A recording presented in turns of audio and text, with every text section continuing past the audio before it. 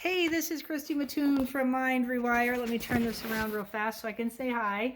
It has been a little while. Am I still going? There we go.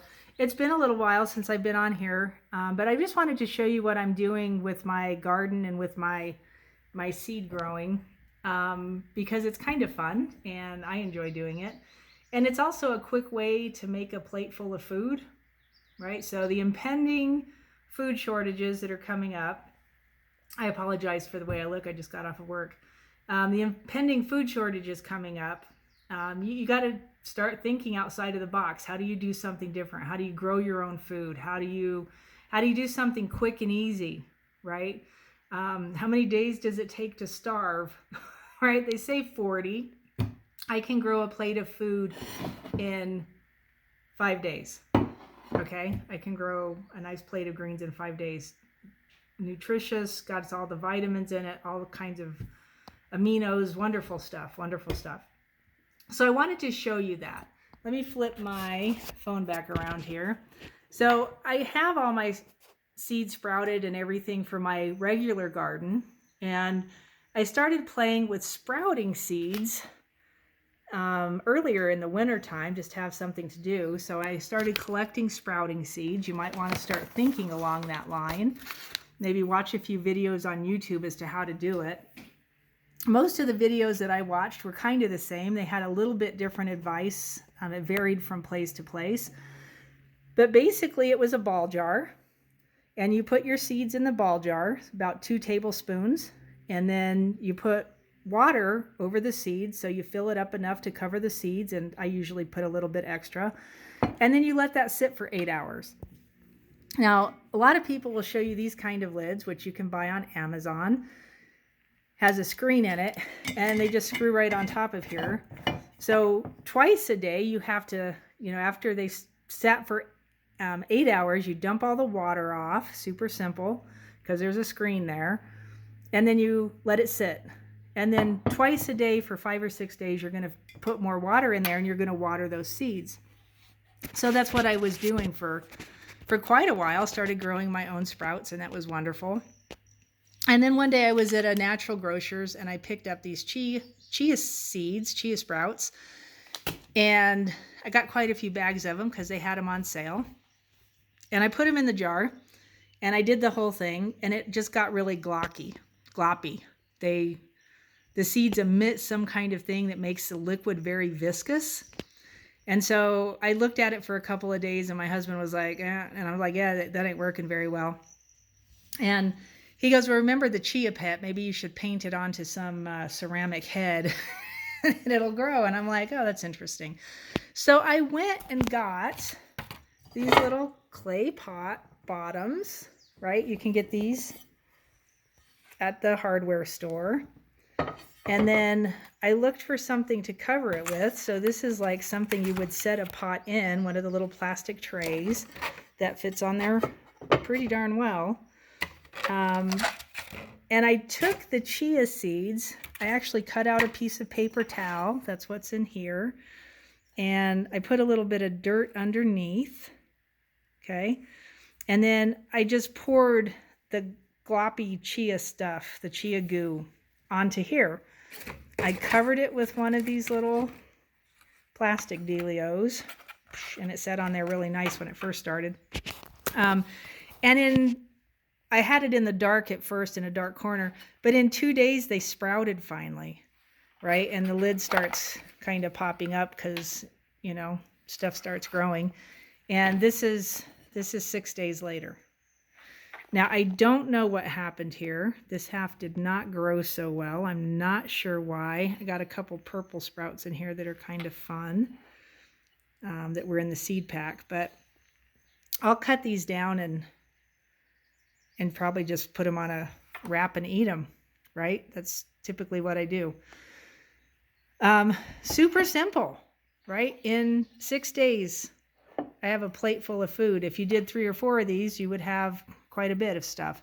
Now I have all different kinds of sprouts, so I can do different ones. These are actually broccoli sprouts, which if you ever listen to Mike Adams, the health ranger, he talks about broccoli sprouts, and he names whatever and I can't remember the name of it, but whatever broccoli sprouts give off, some kind of chemical component that actually helps with spike protein injury and issues, which is super fantastic. So I started doing broccoli sprouts. These are amaranth sprouts, high in protein, amazing, and they're beautiful red. The color is just incredible when you grow those ones. Now the other things I started doing was watching for plants that I could grow easily at home that'll come back year after year. And so what I've got here are the ends of ramps that we actually got at work, and they have the little bulbs still on them. And I'm going to throw these in the ground and see if I can get them to grow. All right, so I did this with some other root ends, and they grew crazy, interesting. Let me see where they are at. They're probably outside. So let me walk outside and show you this. It kind of blew my mind, actually, how fast they grew. We had potatoes out of last year's garden that let's see, where's the ramps? These are the ramps. These ones got kind of trampled by our kitty cat, so I'm just gently letting them come back because the bulb underneath will keep doing its thing. What is this one? This is golden seal. These are all stinging nettles that I got the roots from, and we just planted the roots, and here come the plants. This is going to be basil once I get it going, and then we have all kinds of assorted things that I've been growing for a little while. Some of it looks pretty good. Some of it needs to get in the ground. Some of it's hurting a little bit, but right. So you have to start figuring out ways to grow your own crops. I've got tons of aloe, which is amazing for all kinds of health reasons. I start, thinking out of the box. What else can you do? They sell these at the store, right? They're basil plants. These ones are kind of mangled, but they're still in the dirt. And these were actually hydroponic, so I can take these roots, undo all these plants in here, and these were kind of yucky, so they were basically giving them away. And I can get this, I'll pinch them way back, and then they'll start growing more basil for me. So I've got actually 3 of those sitting in there that were pretty much in the throwaway area. So, the real point of this video is if you don't know that there's a food shortage coming, I want you to understand that that is real. And there's all kinds of evidence pointing to that besides Biden saying so. We already know that he's given away all of our baby food, baby formula, to to people coming across the border, which they need to feed their kids too. It's a tough situation. It's just an ugly, tough situation. But food that should be on the shelves for our babies is now in storage at the border, waiting for whoever is going to take it wherever they're taking it, or it's just going to sit there and rot, which really sucks. So, whatever you think about any of that, it's time to get prepared if you're not. It's time to learn how to do some of this stuff on your own if you don't know how. YouTube, right? The internet's still up and running. YouTube is a great resource for gardening. There are all kinds of gardeners on YouTube. And this, for me, is about rewiring the way you think. If you still think that we are going to come down from this weirdness that we're in and land in the same place that we were not so long ago, I got news for you. We are not going to land in the same place, right? However this turns out and wherever this all ends up, it will never be like it was 3 years ago, right? Before this whole mess started. It will never be like you thought it was. It will never be like I thought it was. It'll never be the same again. And I'm not saying that meaning it's a bad thing. I actually think it's a good thing. But you have to rewire your thinking. You have to stop, the agitation and the irritation and the fear and the frustration of everything that's going on. And you have to start finding ways to redefine yourself and redefine how you do things. And that's what's going to carry people through this, right? Find stuff that you can do. Find find ways to do everything differently, including thinking about any of this and all of this. Most of it's not what you think. Most of everything you think you know is not correct. And I've said that before. My little brother told me that when he died, in such a profound way that it pretty much shifted a lot of things for me. And then all of this started. And I was like, wow. Wow. So what do you know? What do you not know? You know, how do you keep learning and finding out? One of the ways that I've done that is to watch a video of information in different places, right? Try Rumble, try Brighteon. There is all kinds of truth tellers on those. Some of them are hard to listen to, but find the bigger names on those stations. I think her name's Judy Byington, does a report that depending on what you think and how you think about it, you might listen to her, you might not. Seems a little bit more on the Trumpy side than not. So I look at this right now, I look at it like it's a three-ring circus.